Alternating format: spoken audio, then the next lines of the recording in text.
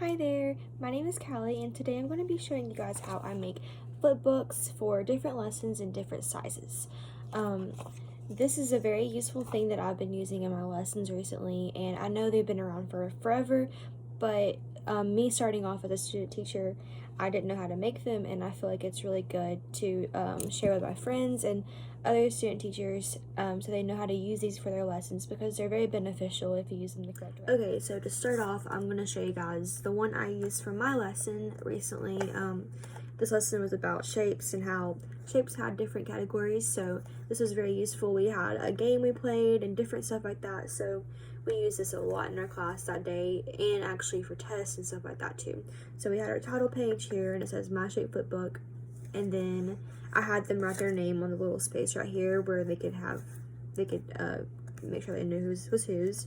And then on how you would fill this out is pretty simple. You would just write the information for polygons above polygons, quadrilaterals above quadrilaterals, so on and so forth. So it was very easy to fill out. For these classes, it was just the type of kids they are. They wouldn't have stayed on task long enough to make one of these, so I just made all of them one.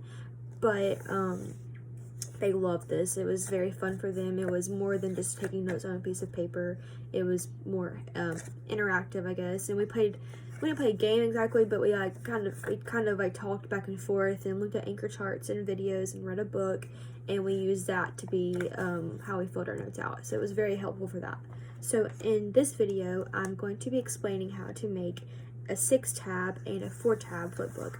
So for this, for these two flipbooks, you're going to need some materials. And the first one, for 6 tabs, you're going to need 3 pieces of paper. And for this one, I know some people like patterns, and that's what I was kind of going for here, but I realized once I made it that wasn't going to happen because of how you fold it. Different colored papers doesn't really work out. I didn't think it looked that good. I think it kind of looks cheesy, but I like the same colors because it just looks more clean and more put together. So you're going to need the 3 pieces of paper, and then you're going to need either a stapler or a hole punch, and if you use a hole punch, you'll need yarn. And then you will need a marker or a pen, and then if you would like to make one the size that I just showed you, you could also have scissors to cut it in half, which I'll show you how to do that when I get there. So just one second and I will show you how to get this started. Okay, so I know these kind of seem complex when you first look at them, but they're very easy to make. I will mention that if you're one of those people that are very precise and a perfectionist, you don't want a ruler for these just to measure out your tabs, but I'm to the point now where I'm like, I'm not going to measure, it takes too much time, so I kind of eyeball it here and there. So what you're going to do first off is take 2 of your 3 pieces of paper, and you're going to line them up to have a tab at the bottom, and I will show you how I did that in just one second. Like I said, I just eyeball this, so it's not perfect, but it's usable, so that's how I do it. So we have our first tab, and we have our 3rd piece of paper here. So next, you're going to take your 3rd piece of paper, and you're just going to make one more of those tabs the same size. So it should look something like this. So now we have our 1, 2, and 3. So to make it to have 6 tabs, make sure both your sides are lined up real good and neat. All you're going to do is fold your paper over, and you're going to make an extra tab that is the same size as the ones down here, and then you're just going to crease it. So it's pretty simple. Like I said, once you start doing them, if you make a lot of them, then you're going to stop being worried about them being perfect, but it's not too hard to do. So we have our tabs and we have our fold to be pretty neat and clean. So whenever you fold it, I always kind of tap it on the table because I've learned that when you staple it, if they're not all together and combined, then some of the pages can fall out because of how you fold it. So just make sure they're all put together. And now, this is where you'll staple it or you will hole punch it. I'm going to hole punch these, like I said. And I just put 2 staples or 2 holes on mine. So kind of like here and there. And then I'm going to take my yarn and just have 2 little pieces. You can make them little bows, cutesy little bows, or you can do like little tassels or just little knots. And another idea I was going to mention is that you could also hole punch these and have the students put them in your binders, or in their binders, because then they could have them for a resource. When I did these with my class, we actually glued them in notebooks. so they can go back to their notebooks and use it as a resource. These are really helpful though. I've really enjoyed using these because I feel like they're interactive and they're not just, like I said, not just notebook paper. So now we have our little ties on here. They're super cute, and then just make it look more crafty and instead of just boring paper. So what you're gonna do for this after that is take your marker, and this is how I got my students to label it. So you'll have a title page, which is the very top tab, and I'll show you just one second. And then you'll get them to write their name on the front normally, because most of the time when I've used these, they will glue them in their notebook so you can't see the back. And you want to be sure that if something fell out or something, it would be easy to find who was whose.